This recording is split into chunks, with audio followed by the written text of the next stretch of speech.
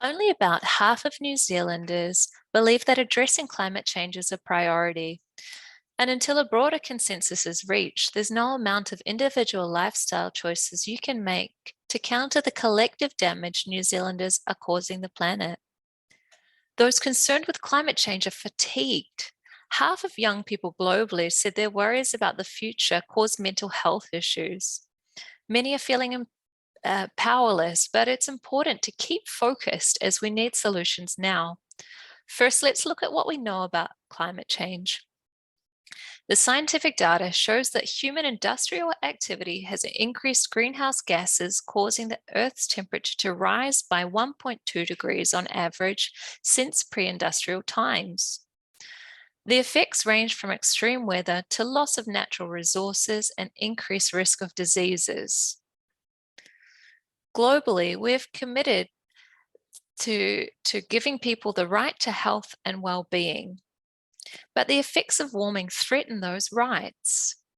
In addition to the impact on mental health, the increase of fires, droughts, floods, and pandemics cause traumatic deaths and dislocate people from their homes and jobs, and cause malnutrition and impaired development. Since 2008, 282 million people have been displaced due to extreme weather. That includes almost 200,000 from Australia, New Zealand, and the Pacific. Singular events like the 2018 drought in Afghanistan alone brought famine to 13.5 million people. And the ongoing chronic effects of climate change are leading countries to war. Water shortages and crop failure are one of the underlying factors of the conflict in Syria, which is in its 10th year. Think about the consequences of COVID-19. Over 6 million deaths, and we've had to sacrifice people's rights to freedom and disrupt work and education in order to prevent the hospital systems from collapsing. Whilst the exact cause is unknown, we know that higher temperatures facilitated the habitats needed for pathogens to emerge and increase their tolerance to heat, diminishing our natural defense to raise the body temperature.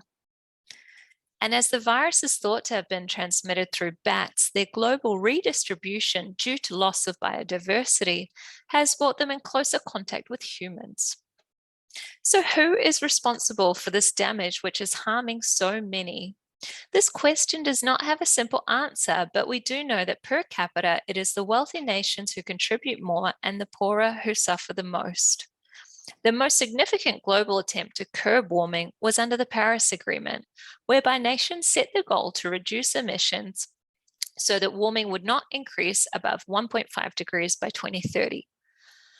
Most are not on track, and some influential leaders even reject climate change, which hampers global efforts. If every country were to follow Aotearoa's approach, we would exceed 4 degrees by 2030. Many believe that personal lifestyle changes, such as reducing meat consumption or buying sustainable products, are what's needed to solve the problem. These changes are necessary but insufficient. In fact, calculating individual carbon footprints was popularized by BP in 2005. Lifestyle changes make people falsely believe that they are doing enough in one aspect, whilst often failing in others. And sustainable produce can be more expensive, which excludes those who don't have the means. This can also apply at an international level, as developing nations may need to prioritize basic needs of their population over reducing pollution. Also, the focus on individual responsibility and blame is dividing us, which stagnates green initiatives. Here, people's livelihoods have been built around agriculture, and highly resourced companies will lobby and influence anti-government sentiment if there are any green initiatives aimed at the sector. Also, importantly, denial is known to be a way of managing fear and anxiety. So for some, ignoring climate change is just a means of survival.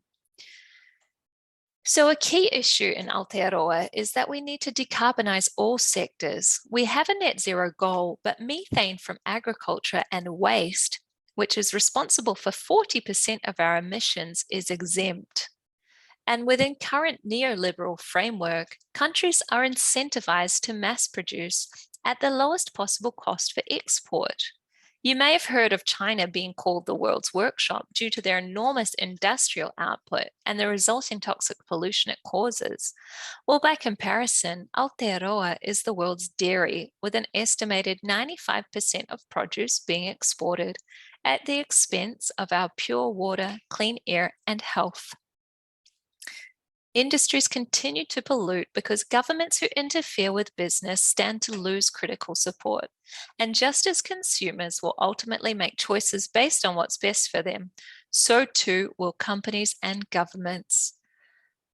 Global pressure in the form of trade agreements, such as the recent TPP deal, also pose a major threat to our climate response, as it allows foreign entities to sue our government if they raise charges on greenhouse gas emissions.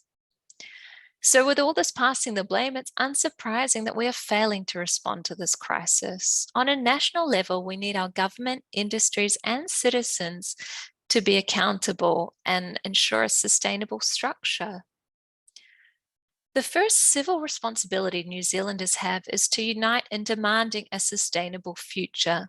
We need to do our fair share on a global level and cannot afford the division caused by blaming individuals or industries alone, because the current situation is largely due to our capitalist model. Whilst we must make individual changes to reduce unsustainable habits, it is more important to be politically conscious.